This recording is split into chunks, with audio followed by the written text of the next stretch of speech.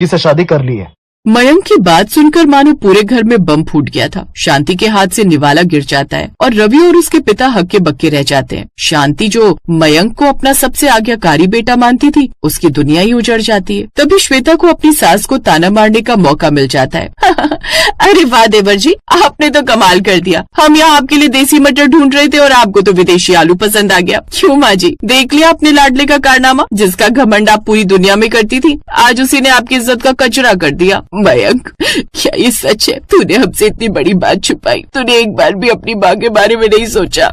माँ, मुझे पता था आप लोग नहीं मानेंगे, इसीलिए मैंने एक कदम उठाया। वो अगले हफ्ते इंडिया आ रही है, उम्मीद है आप उसे अपना लेंगे। शांति का दिल बुरी तरह टूट जाता है। वो बिना एक शब्द बोले और बिना खाए ही अपने कमरे की तरफ चली जाती है। तभी मयंक, ये तूने क्या किया? अरे एक बार हम लोगों को बताता तो सही कि तू किसी से प्यार करता है, हम खुद तेरी शादी उससे करवाते, लेकिन तूने ये सब करके सही नहीं किया। बस भैया, मैं अच्छी तरह से जानता हूँ कि मेरे लिए क्या सही है और क्या गलत, इसलिए मुझे आपकी राय की जरूरत नहीं है। और हाँ भाभी, आप माँ के कान में ये डाल देना कि अगले हफ्ते जनिका अपने ससुराल यानी इस घर में आ रही है।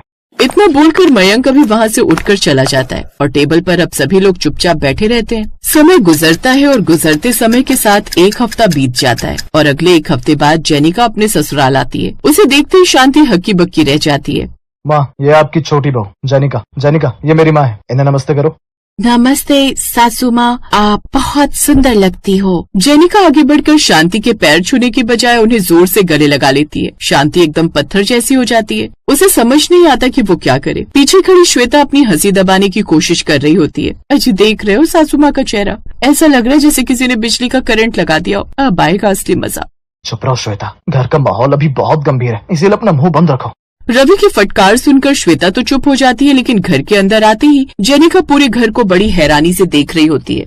मयंक, ये क्या तरीका है? इसे बता कि सोफे पर जूते नहीं रखते, और इसके कपड़े, क्या हमारे घर की बहुएं अब ऐसे ही घूमेंगी? माँ, वो विदेश में पली बड़ी है, धीरे धीरे सब सीख जाएगी, आप बस थोड़ा समय दीजिए। मयंक की बात सुनकर शांति कुछ नहीं बोलती और पैर पटकते हुए अपने कमरे में चली जाती है। दोपहर के खाने का समय होता है। श्वेता ने जानबूझकर तीखा खाना बनाया होता है। जैसे जेनिका पहली बाइट लेती है, उसकी आंखें लाल हो जाती हैं और वो जोर जोर से खांसने लगती है। Oh my God, so spicy. Mayank, पानी, मेरा गला जल रहा है। अरे देवरानी जी, ये तो हमारा देसी मसाला है, अभी तो आपको बहुत कुछ चखना बाकी है। माँ जी देख लीजिए, आपकी विदेशी बहू को तो हमारा खाना भी हजम नहीं हो रहा। श्वेता, तू चुप कर, और मयंक तू इसे अंदर ले जा। ये घर है या चिड़ियाघर, मुझे तो कुछ समझ ही नहीं आ रहा। मयंक कुछ नहीं बोलता क्योंकि उसे अपनी माँ का गुस्सा जायज लगता है और वो उसे अपने कमरे में ले जाता है। अब शाम को जेनिका रसोई में जाती है और शांति से कहती है कि मॉम, मैं आज सभी लोगों के लिए कुछ अच्छा डिश बनाना चाहती है। अरे वाह,